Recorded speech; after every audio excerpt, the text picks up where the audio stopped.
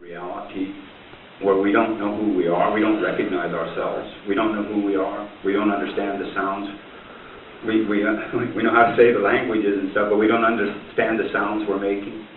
We don't know our purpose. It's almost like we are literally lost in space. And I think that's got a lot to do with all the problems that we are confronted with. We don't know who we are. We don't recognize ourselves. And if we can't recognize ourselves, then we don't really understand power or our relationship to it, because we can't see who we are.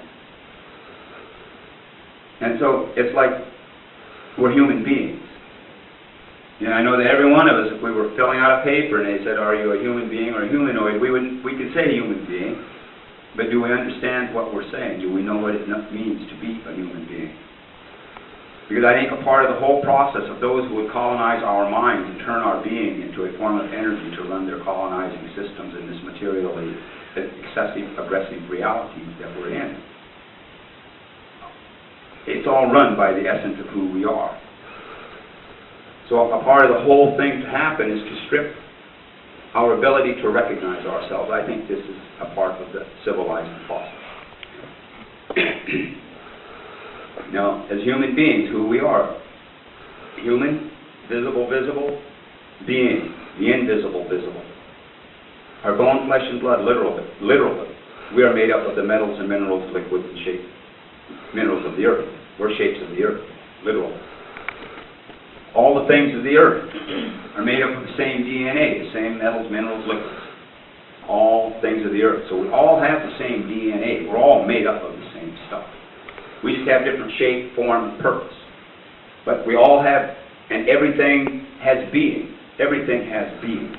We as humans, we have being, but so does that stone and that tree has being. It's very important because it's a vibratory reality that we're in. Right? And so, like when we make a sound, we're putting it into that vibratory reality, and there is an effect. But right? And so you know, like this word can't mean this word because they make two separate, different sounds when you say them. Mm-hmm. So anyway, so we've been programmed to speak and make sounds that we truly don't understand. The sounds that we're making, and as an example, the sounds like power. We've been programmed that the more money we make, the more powerful we become. But in reality, in a spiritual reality, the reality of being, all right, the more money we make, that gives us access to authority. That's not power. That's authority. See, power operates from an entirely different reality. You know, but authority is like, see, authority is a mutation. It's a mutated form of power, like taking dinosaurs and creating nuclear or gasoline or taking uranium. See, and they tell us that's power, but it's a mutation of power. They've taken that being and converted it into a form of energy that they control. So it's a mutation of power. But it's not power in its own.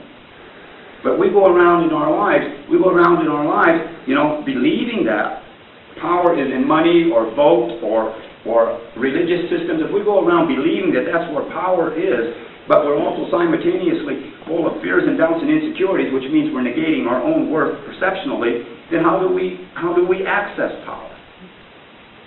You know, there's a lot of mind confusion has been put into our consciousness. Sometimes wandering around in this little reality, it's like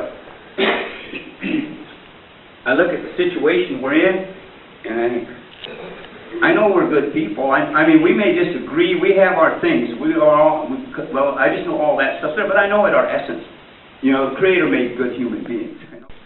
That you can leave your children something that is going to protect them. And the government won't take it away, or recession won't take it away, or whatever it is. How many of you know you can that you're leaving something better behind for the next generation? When you cut right down to reality. So we have a responsibility to examine reality. We have a responsibility to use our intelligence as clearly and coherently as we can. We have the ability. We were given the gifts, because I think the gift of life is its own gift. But the gift of life that we were given in this form, then the gift we were given with that was our intelligence. And Creator gave us the intelligence. And see, because everything's about energy, everything. Every little brain that's going on right now is projecting electromagnetic energy in a larger energy field, so to speak. So everything is about energy, right? And so we individually, collectively represent, as human beings, represent this huge mass of living energy, living consciousness, energy on this planet. And how we use the power of that energy. But it's manifested through the coherent use of our intelligence. But however we use the power of that energy says how long we get to remain in the evolutionary reality. If we use the power of that energy, our intelligence, clearly and coherently, we stay in the evolutionary reality indefinitely. But if there ever reaches a critical mass point, when the vast majority of the human beings, the power of their intelligence is used, it's almost like a cancerous, diseased perception of reality, all right, well then we hasten our demise. This is something, and the ancestral knowledge that the ancestors knew. It's about, because in a way it's all about, Christians call it, or whoever, somebody calls it Armageddon, and somebody calls it this and that. But see, there's a way to live. And we, because one of the drawbacks on this, I notice as a native person, but I notice it also as a society at large. See, we got somebody to blame. So we all got somebody to blame. The Indians got the white guys to blame and the government to blame, and the white guys, they got somebody to blame, and the government's got somebody to blame, everybody's got somebody to blame. And that whole massive passing out, handing out and spreading of the blame, nobody's taking any responsibility. And proceed from there. The power of our intelligence, the solutions that, with the problem we're confronted with, right now those solutions do not exist. And there's no political, economic entity going to come around right now and tell you the truth, all right, and bring you something that will be those solutions. They're only going to perpetuate the problem. But they're going to have us desperate emotionally just to believe the next thing that they tell us, the next lie. But I'm telling you right here and now, as a crazy man, those solutions don't exist. But we have the ability to create the solutions if we will take the responsibility to use our abilities. Like I said, the bad guys do what the bad guys do. And I'm worried, I get concerned that we're erasing ourselves by just blaming them for our own lack of taking responsibility for the coherency and the clarity of it. Because whatever's going on politically, economically, if somebody doesn't bring something that makes sense to the table, all right, and obviously those who would manipulate us aren't going to bring anything that makes sense to the table, so we need to bring it. Or we aid and abet. Or we are aiding and abetting the destruction of our descendants. It's just the way it plays out, It's nothing anybody doing on purpose. It's just the way it plays out. But we have the ability to change it. It's not too late. All right, I want to finish with this poem. I think there's supposed to be some questions, right? I'm not guaranteeing any answers.